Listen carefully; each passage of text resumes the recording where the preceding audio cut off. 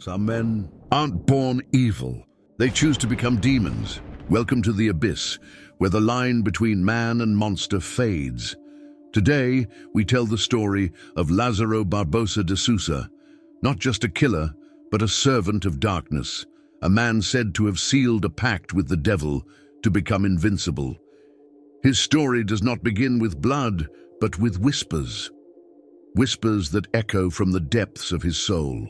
Born on August 27, 1988, in the small town of Barra do Mendes, in the Bahian countryside, Lázaro grew up in a world of dust and poverty. The son of a humble family, he was described as a solitary young man, fascinated by hunting, by the woods, by the secrets that shadows conceal. Neighbors recounted that he would spend hours in the forest, as if he heard voices no one else perceived. Some say that, while still a teenager, Lázaro found something in the woods, an altar, an entity, a power that promised him strength, cunning, and invulnerability, a pact that would seal his fate, his. At 19 in 2007, the demon had already taken shape within him. In Barra do Mendes, Lázaro committed his first known crime, a double homicide. The victims, brutally murdered, seemed like an initial sacrifice to his dark master. Arrested, he didn't remain behind bars for long. 10 days later, he escaped, as if the prison doors had opened of their own accord. It was the first sign that something beyond the human was protecting him. In the following years, Lázaro lived between arrests and escapes. In 2009, he was recaptured and sent to the Papuda penitentiary complex in Brasilia, accused of robbery, rape, and illegal possession of a firearm.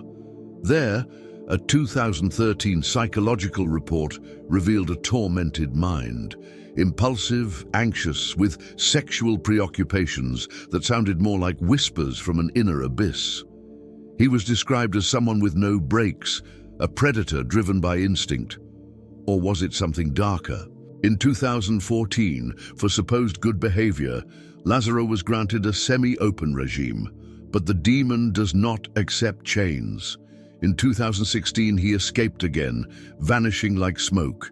Recaptured in 2018, he escaped once more through the roof of a prison in Aguas Lindas de Goiás, as if the laws of physics and justice were mere suggestions.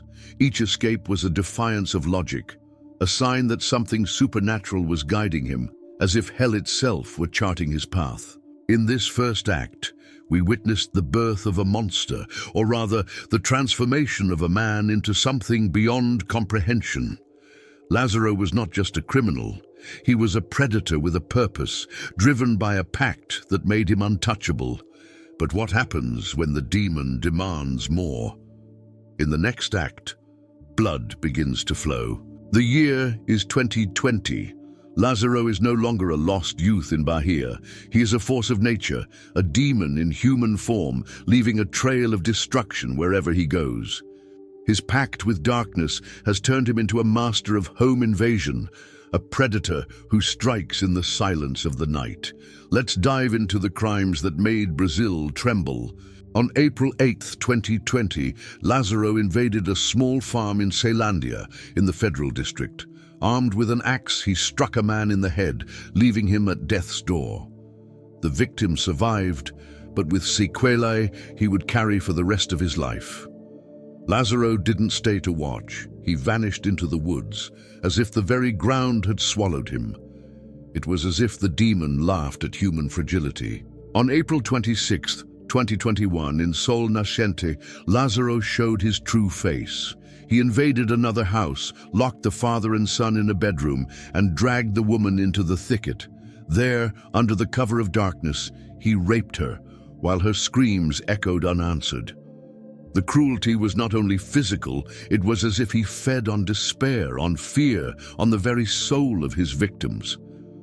He returned to the house, stole belongings, and vanished, leaving a family destroyed. On May 17th, another attack. At a farm, Lázaro overpowered the men, forcing the women to strip naked while he drank and took drugs, as if performing a profane ritual. He laughed, talked to himself, as though hearing voices that guided him. The victims described his eyes, not human but empty, like wells of darkness. But the apex of terror came on June 9th, 2021, at Incra 9 in Ceilândia. Lázaro invaded the Vidal family's farm, and what happened there was not just a crime, it was a massacre that seemed like a sacrifice. Claudio Vidal, 48, was stabbed to death. The brutality shocked the nation. Experts like criminologist Ilana Kasoy tried to classify him. "He isn't a classic serial killer," she said. "He's a robber killer, a rapist on the run, without clear rituals." But was she right? What if the ritual was chaos itself? What if each crime was a tribute to the demon that shielded him? Lázaro didn't kill for pleasure. He killed as if answering a summons. The Vidal massacre marked the beginning of an unprecedented manhunt. Lázaro was now the most wanted man in Brazil, a spectre that defied logic and justice. In the next act, we enter the mind of the monster and the forest where he reigned. June 9th, 2021. The Vidal massacre lit the fuse of a manhunt that would go down in history. Lázaro Barbosa, now dubbed the serial killer of the Federal District, became the target of 270 police officers, helicopters, drones, tracking dogs, and roadblocks. But he was not just a fugitive, he was a demon in the forest, a spectre who knew every trail, every cave, every shadow of Cocalzinho de Goiás. The forest was his kingdom. Lázaro grew up hunting, learning to survive where others lost their way. They say he slept in caves, fed on wild fruit, and moved like a wolf. Silent, lethal, untouchable. His pact with the devil seemed stronger than ever. How do you explain his ability to slip through dragnets, to vanish right under the police's nose? On June 10th, one day after the massacre, Lázaro broke into another small farm. He overpowered a family and forced them to cook, drink, and take drugs with him, like in a macabre ritual. He boasted about the Vidal massacre, laughing as he told how he had killed them. Then he stole belongings and fled without injuring anyone, as if the demon were toying with his prey. On the 11th, he stole a car in Ceilândia, drove into Goiás, set the vehicle on fire, and vanished with the help of an accomplice, perhaps another servant of darkness. On the 12th, he invaded another property, shot 3 civilians who tried to fight back, stole weapons, and set the house ablaze. He exchanged gunfire with the police and escaped unscathed, as if the bullets bent around him. Day after day, Lázaro defied logic. On June 13th, he stole another car, drove 30 kilometers, and abandoned it near a police roadblock, slipping back into the forest. On June 15th, he exchanged gunfire with officers, grazing one, but he unscathed. On the 16th, he broke into a house, overpowered a family, and took hostages into the woods. A teenage girl managed to alert the police by text, but Lázaro destroyed the cell phones and released the hostages, as if he knew the dragnet was closing in. The police were exhausted. The media called him a monster, psychopath, ghost. But to the residents of Cocalzinho, he was something worse, a demon walking among the living. Stories began to surface. Some said he performed rituals in the ravines, that he left strange marks on the trees, that his laughter echoed at night without explanation. The Pact seemed to protect him, making him stronger with each passing day. But even the demon has his allies. In the next act, we uncover the secrets behind his invincibility and the web of shadows that sustained him. Lázaro was not alone.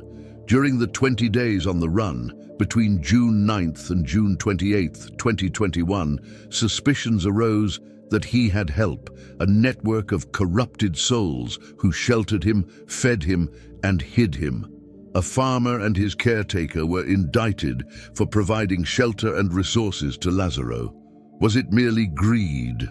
Or had they too been seduced by the same dark power that guided the killer? The accounts are disturbing. Lázaro spent nights on farms, sometimes limping, exhausted, yet always alert, as if he heard voices warning him of danger. He moved with precision, knowing when the police were near, as though the devil were whispering in his ear.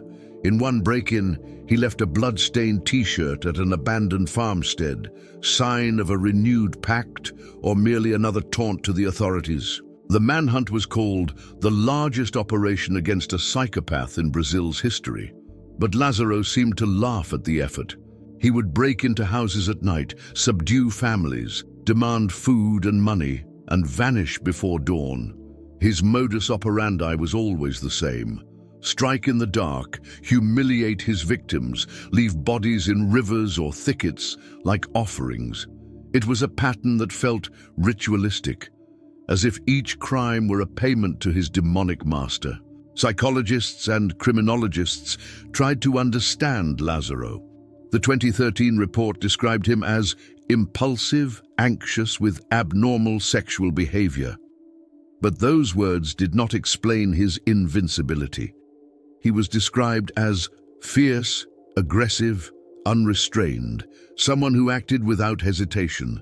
To some, he was merely a psychopath. To others, he was something more, a possessed man, guided by something science cannot explain. In the communities of Cocalzinho, fear mingled with legend. Some said Lázaro performed rituals in the woods, that he spoke with spirits, that his pact made him immune to bullets. Others swore they had seen shadows following him, as if he were never alone. These stories, true or not, fed the terror. Lázaro was not just a man, he was a myth, a force that defied reality. Each day the police drew closer, or so they thought. In the next act, the net closes, and the demon faces his final challenge. June 28, 2021. After 20 days of a relentless manhunt, the dragnet finally tightened. Lázaro Barbosa, the demon of the woods, was cornered in Aguas Lindas de Goiás.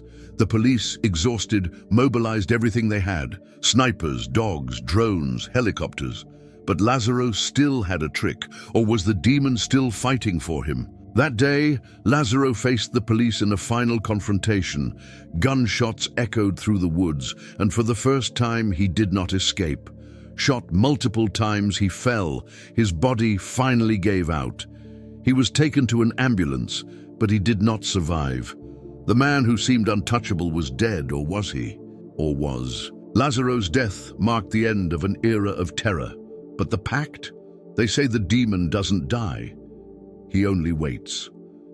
In the woods of Cocalzinho, stories persist. Strange sounds at night, marks on the trees, shadows that defy explanation.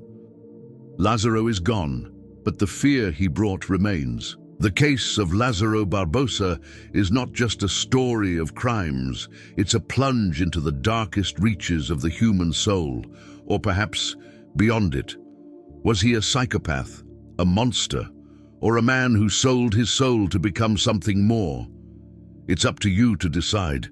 But one thing is certain: in the shadows, something is always watching. Thank you for diving with us into this macabre tale about one of Brazil's most notorious criminals. Subscribe to the channel for more stories that defy reality. See you next time.